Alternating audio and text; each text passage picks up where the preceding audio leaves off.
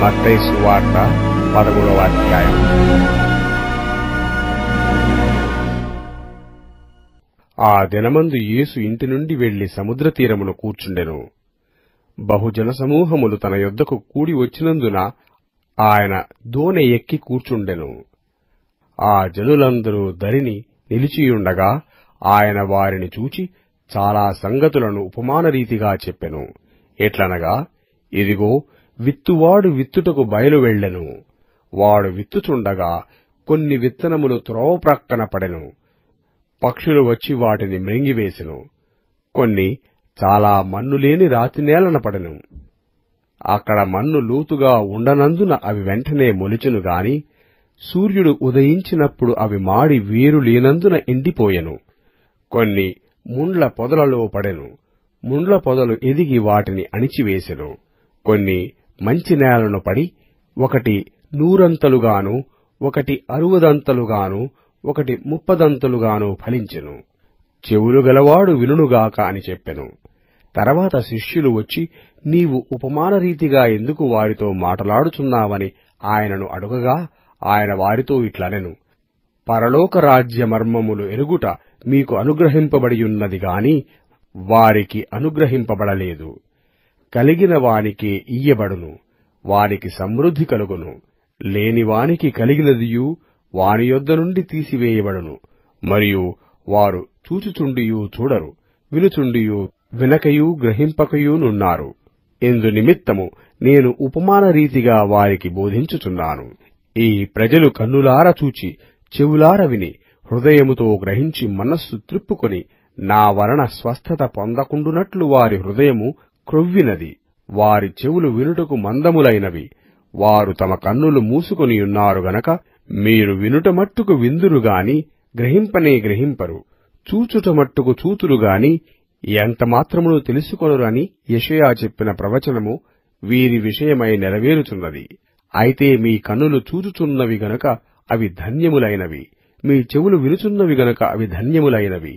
అనేక ప్రవక్తలను నీతిమంతులను మీరు చూచువాటిని చూడగోరియూ చూడకపోయిరి, మీరు వినువాటిని వినగోరియూ వినకపోయిరని మీతో నిశ్చయముగా చెప్పుచున్నాను. విత్తువాని గూర్చిన ఉపమాన భావము వినుడి.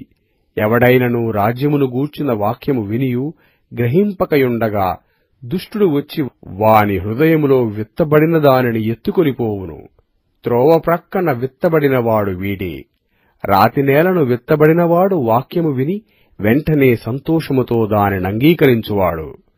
అయితే అతనిలో వేరు లేనందున అతడు కొంతకాలము నిలుచునుగాని వాక్యము నిమిత్తము శ్రమయైనను హింసయైనను కలగగానే అభ్యంతరపడును. ముండ్ల పొదలలో విత్తబడినవాడు వాక్యము వినువాడేగాని ఐహిక విచారమును ధనమోసమును ఆ వాక్యమును అణిచివేయును గనక వాడు నిష్ఫలుడవును. మంచి నేలను విత్తబడినవాడు వాక్యము విని గ్రహించువాడు. అట్టివారు సఫలులై ఒకడు 100 ఒకడు 60 ఒకడు 30 ఫలించుననెను.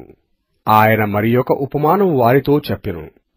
ఏమనగా, పరలోక రాజ్యము తన పొలములో మంచి విత్తనము విత్తిన ఒక మనుష్యుని పోలియున్నది. మనుష్యుడు నిద్రించుచుండగా అతని శత్రువు వచ్చి గోధుమల మధ్యను గురుగులు విత్తిపోయెను. మొలకలు పెరిగి గింజ పట్టినప్పుడు గురుగులు కూడా అగపడెను. అప్పుడు ఇంటి యజమానుని దాసులు అతని యొద్దకు వచ్చి, అయ్యా, నీవు నీ పొలములో మంచి విత్తనము విత్తితివి గదా, అందులో గురుగులెక్కడ నుండి వచ్చినవని అడిగిరి. ఇది శత్రువు చేసిన పని అని అతడు వారితో చెప్పగా, ఆ దాసులు, మేము వెళ్లి వాటిని పెరికి కూర్చుట నీకిష్టమా అని అతనిని అడిగిరి. అందుకతడు, వద్దు, గురుగులను పెరుకుచుండగా వాటితో కూడా ఒకవేళ గోధుమలను పెల్లగింతురు. కోతకాలము వరకు రొంటిని కలిపి ఎదగనీయడి. కోతకాలమందు గురుగులను ముందుగా కూర్చి వాటిని కాల్చివేయుటకు కట్టలు కట్టి గోధుమలను నా కొట్టులో చేర్చి పెట్టుడని కోతగాండ్రతో చెప్పుదుననెను. ఆయన మరియొక ఉపమానము వారితో చెప్పెను. పరలోక రాజ్యము ఒకడు తీసుకొని తన పొలములో విత్తిన ఆవగింజను పోలియున్నది. అది విత్తనములన్నిటిలోనూ చిన్నదేగాని పెరిగినప్పుడు కూర మొక్కలన్నిటిలో పెద్దదై ఆకాశ పక్షులు వచ్చి దాని కొమ్మలయందు నివసించునంత చెట్టగును. ఆయన మరియొక ఉపమానం వారితో చెప్పెను. పరలోక రాజ్యము ఒక స్త్రీ తీసుకొని పిండి అంతయు పులిసి పొంగు వరకు 3 కొంచెముల పిండిలో దాచిపెట్టిన పుల్లని పిండిని పోలియున్నది. నేను నా నోరు తెరిచి ఉపమానరీతిగా బోధించెదను. లోకము పుట్టినది మొదలుకొని మరుగు చేయబడిన సంగతులను తెలియజెప్పెదను అని ప్రవక్త చెప్పిన మాట నెరవేరునట్లు యేసు ఈ సంగతులన్నిటినీ జనసమూహములకు ఉపమానరీతిగా బోధించెను. ఉపమానము లేక వారికేమియూ బోధింపలేదు. అప్పుడాయన జనసమూహములను పంపివేసి ఇంటిలోనికి వెళ్ళగా ఆయన శిష్యులాయన యొద్దకు వచ్చి, పొలములోని గురుగులను గూర్చిన ఉపమాన భావము మాకు తెలియజెప్పమనిరి. అందుకాయన ఇట్లనెను, మంచి విత్తనము విత్తువాడు మనుష్య కుమారుడు. పొలము లోకము, మంచి విత్తనములు రాజ్య సంబంధులు, గురుగులు దుష్టుని సంబంధులు. వాటిని విత్తిన శత్రువు అపవాది. కోత యుగ సమాప్తి, కోత కోయువారు దేవదూతలు. గురుగులు ఏలాగు కూర్చబడి అగ్నిలో కాల్చివేయబడునో అలాగే యుగ సమాప్తి యందు జరుగును. మనుష్య కుమారుడు తన దూతలను పంపును. వారాయన రాజ్యములో నుండి ఆటంకములగు సకలమైన వాటిని దుర్నీతిపరులను సమకూర్చి అగ్నిగుండములో పడవేయుదురు. అక్కడ ఏడుపును పండ్లు కొరుకుటయును ఉండును. అప్పుడు నీతిమంతులు తమ తండ్రి రాజ్యములో సూర్యుని వలె తేజరిల్లుదురు. చెవులు గలవాడు వినుగాక. పరలోక రాజ్యము పొలములో దాచబడిన ధనమును పోలియున్నది. ఒక మనుష్యుడు దాని కనుగొని దాచిపెట్టి అది దొరికిన సంతోషముతో వెళ్లి తనకు కలిగినదంతయు అమ్మి ఆ పొలమును కొనును. మరియు పరలోక రాజ్యము మంచి ముత్యములను కొన వెదుకుచున్న వర్తకుని పోలియున్నది. అతడు అమూల్యమైన యొక్క ముత్యమును కనుగొని పోయి తనకు కలిగినదంతయు అమ్మి దాని కొనును. మరియు పరలోక రాజ్యము సముద్రములో వేయబడి నానావిధములైన చేపలను పట్టిన వలను పోలియున్నది.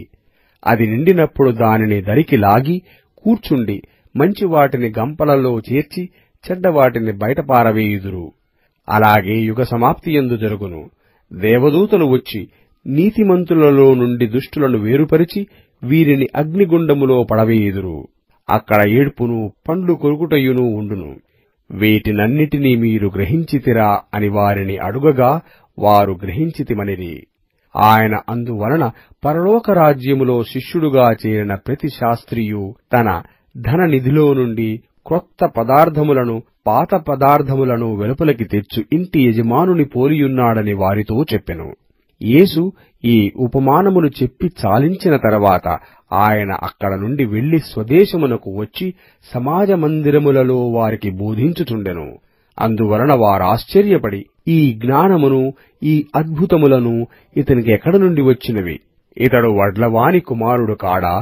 ఇతని తల్లి పేరు మరియా కాదా? యాకోబు, యోసేఫు, సీమోను, యూదాయను వారు ఇతని సహోదరులు కారా? ఇతని అక్క చెల్లెండ్రందరూ మనతోనేయున్నారు కారా?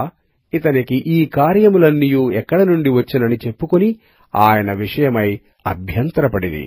అయితే యేసు ప్రవక్త తన దేశములోనూ తన ఇంటను తప్ప మరి ఎక్కడనైనను ఘనహీనుడు కాడని వారితో చెప్పెను. వారి అవిశ్వాసమును బట్టి ఆయన అక్కడ అనేకమైన అద్భుతములు చేయలేదు.